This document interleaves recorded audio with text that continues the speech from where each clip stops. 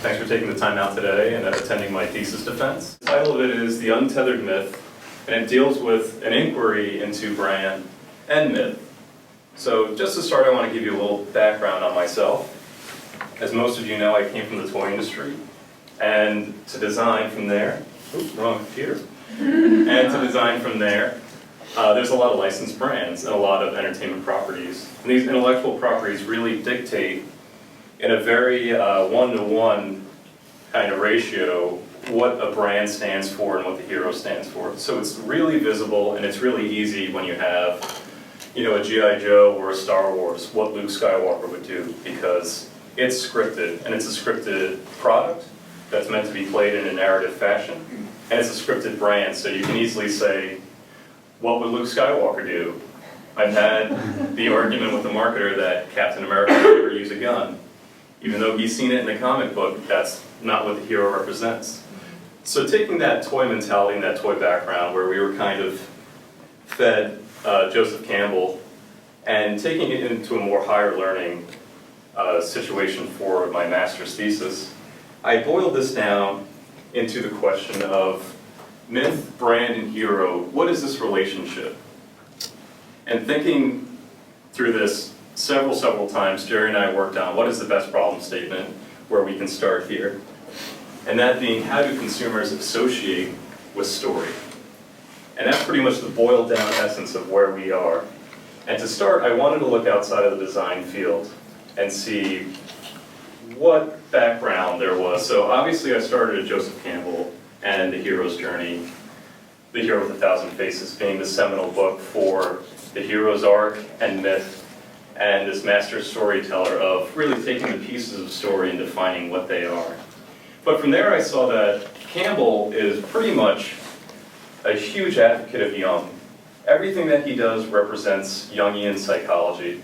So I read Jung's book, Man and His Symbols, and really everything that you see here, you might see Campbell a lot more, but it really reflects Jung more so in just how we deal with our personal unconscious identity and the outside world and the symbolism of that. But from there I had to think in brand terms and how brand is meant to influence us. So I looked at Dr. Robert Cialdini, who is a psychoanalytical behavioralist, and how he defines influence and associative relationship. And that is a lot with how we interact with these symbols that prescribes to Jung and how we buy.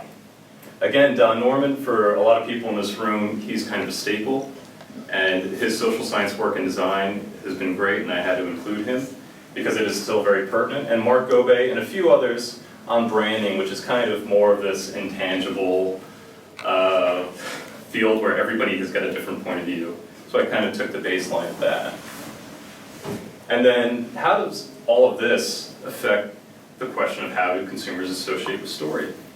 And then looking at story, I had to think, well, it can't just be story for story's sake or for entertainment. How do we really boil down story with intent? And that question is, what are the stories that we tell each other with purpose? And historically, that's myth.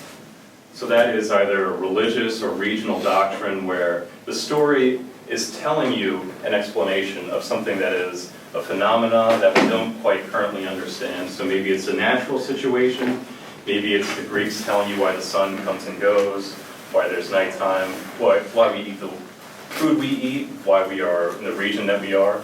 So it's an explanation, historically, of story that gives answers. So looking at Campbell, story with intent helps us live with intent. So myth makes a guideline for us to live to, whether it's a religious doctrine or the Code of Hammurabi or the Ten Commandments. It helps us define and measure who we are. It carries the human spirit forward from the place that we are at to the place that we want to be. And here is a rough diagram that I've made of historically a postulant, so somebody who is uninitiated and uninformed, going through the initiation process, and then gaining that myth and that story and those answers and becoming initiated into whatever sect or doctrine it is. So with this model, historically we have an initiator, whether it's a priest or a cleric or a town elder. You know, regionally, there's always somebody holding the key of myth and information, and they bestow it upon the uninitiated.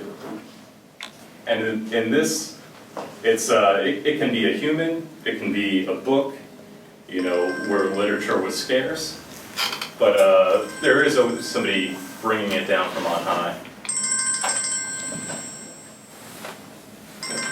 Here again. So this is a really kind of archaic historical look at it. And the question is, do we still need it? And according to Young, and according to Campbell, who echoes Young completely, humans will always need myth. And we're all slaves to the ethics that we were born into. We're all slaves to our time, so myth just adapts. Myth is the tool that helps us to code our subconscious identities and helps us realize. So here's a great Campbell quote that I'm just going to read word for word because I loved it, is, "Humans are born too soon, they are unfinished, unready as yet to meet the world, and myth helps us do so." So myth's greatest tool, again with Campbell, is the hero. This is the empathetic vessel of mythology. This is the person who is the human aspect that represents the entirety of myth and the story. So whether we have Buddha for Buddhism, or we have Paul Bunyan and Babe the Blue Ox for American folklore, these are representations through story that we can relate to, in the language that's most easily digestible through the heart rather than the head. So, just a boiled down version of the hero's journey. It starts with a call to action, an initial test, some kind of adversity, and the hero must return and come back changed with an elixir or a validation. And we see here that this orange line is the myth, so this is the roadmap. And the hero is slowly becoming validated and imbued with the myth. You'll see a pattern of color here where the myth is usually this orange and the hero is that blue. So the past initiated process that we saw here, I've blown that out and made this diagram of what the initiator is really giving people. And we see that the postulate goes to the initiator and they give them hero and myth, identity and path to bring them into the fold, into their sector doctrine. And what these represent, you'll see the blue line is the hero and the orange line is the myth, and they're exclusive and they're tethered together. And that's why I call this the tethered myth, where the myth tells you the information and gives you the yardstick to define yourself. The hero gives you the humanized epitome of it and sets the example and the expectations, whether it's your daily life, whether it's the Ten Commandments and Moses, and so on. So we see this not just in myth and story, but as we're going to relate this back to brand, we see this in product. And one of these being, in 1903, Ford's Model A. So here is a manufacturer who not only made something new to the mass market at a giant manufactured scale that's not been seen before, but he set the behavior. He set everything. He's the single source that has told everybody what to do with it, what it is, this new level of behavior that you become initiated into through purchase and through experience.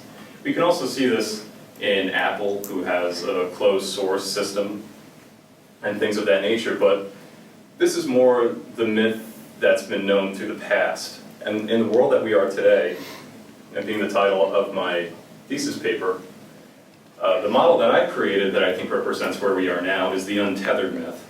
So no longer do we have the initiator because of the proliferation of information.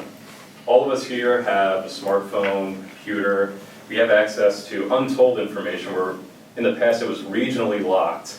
It could have been just from your kingdom or your town or your village, or even 100 years ago, pre-telephone, information was a commodity, and now the keys to the kingdom have been copied and everybody has access to it, so the monopoly of information is over. So we see now that the uninitiated no longer has to prescribe to one hero with one myth by region, but they can pull a hero and a myth from separate areas, and they are initiating themselves and creating their own myth and their own validation. And we see this, I promise this will be the only toy analogy, but just like a kid who plays with toys, a kid who plays with action figures, whether it's a Star Wars figure or a Transformers figure, or a Play School figure, or a Barbie, they all interact together and they all play within the consumer's or the child's own world. So the consumer, the uninitiated, is now making the rules and they are making the myth. And we see that people have the opportunity to pull from several sources and curate their own myth. So this is the age of choice, and that's what the Untethered Myth stands for today. And bringing this back, this is a great opportunity for brand, because in the past, brand has stood for two jobs: to distinguish itself from the competition and to set the precedent for the relation of consumer to product. So the consumer knows what they're buying into, what the personality is, and what to expect from it. But now today, as brand and information has evolved, we see that brand really uses the tools of myth to the point where brand is the new myth.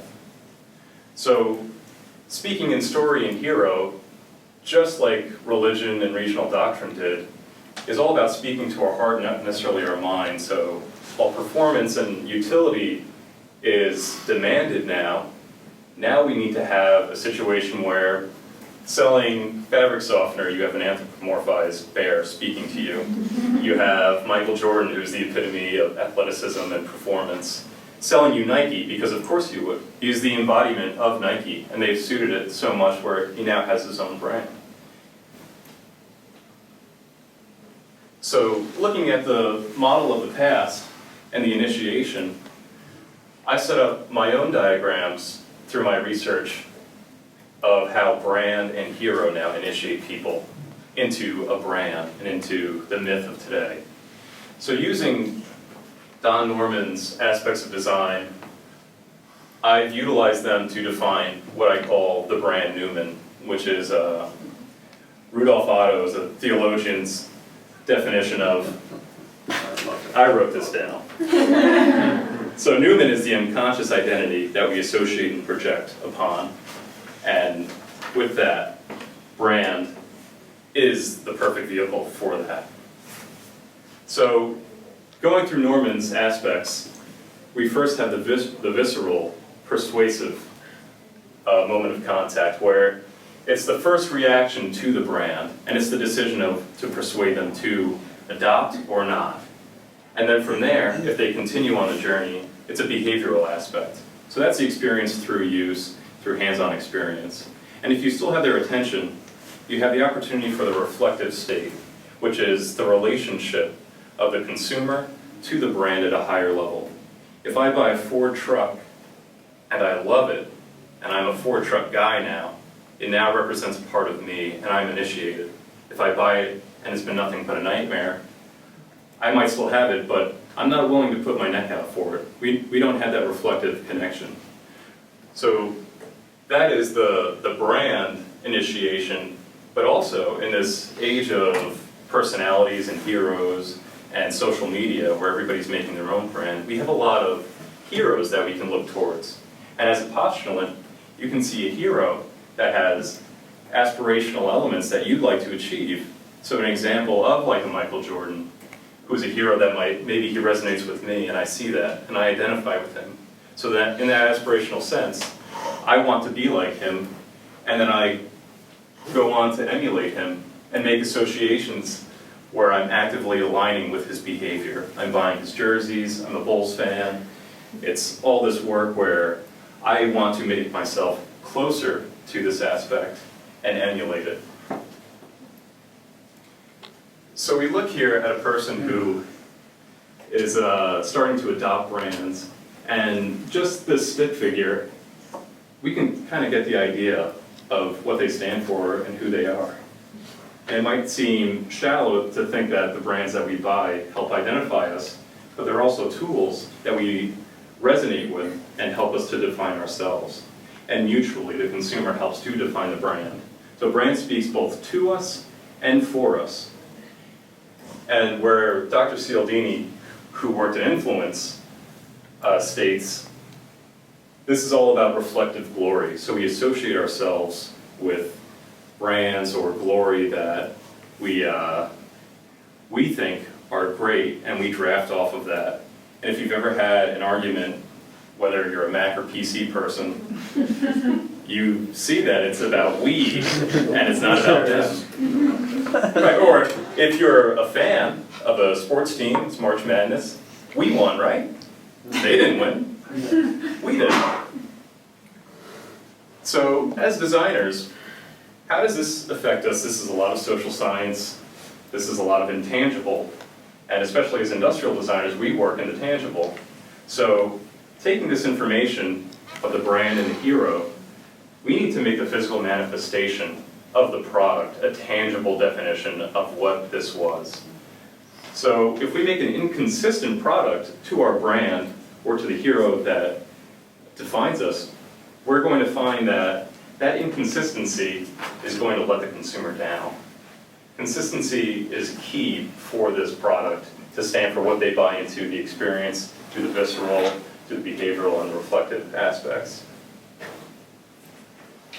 But not only that, when we have somebody who's willing to adopt and associate with us, we go beyond convincing somebody to be a consumer.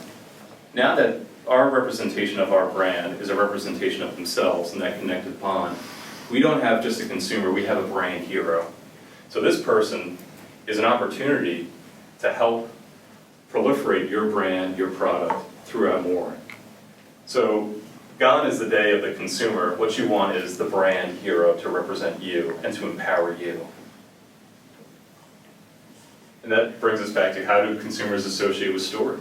So today in this world of new myth, we see that story is a language that's still helping us to decode and define our identities, and brand is a great opportunity as this new myth to do so and to buy into, using the hero's journey and using story as our greatest tools. So just some key points for the conclusion. The awareness of the brand's noument, the identity, creates a consistent experience, and the adoption of brand for consumers can create the brand heroes or ambassadors that go out and help us to sell and proliferate the environment that we want to create for our brand. And also through my initial testing, performance of the product will always create a lasting impact. Performance is always key. You can't just sell story. That always has to perform. And something that I would like to look into further is research into associative brands to show consumer patterns. So if you know that your consumer always likes your brand and they have a corollary brand that they always enjoy as well, you can help define who that person is and who that consumer is. So if you have an if X then Y, then you've got a great opportunity on your hands to learn their whole ecosystem and their behavioral patterns. So, and I'd just like to thank you all.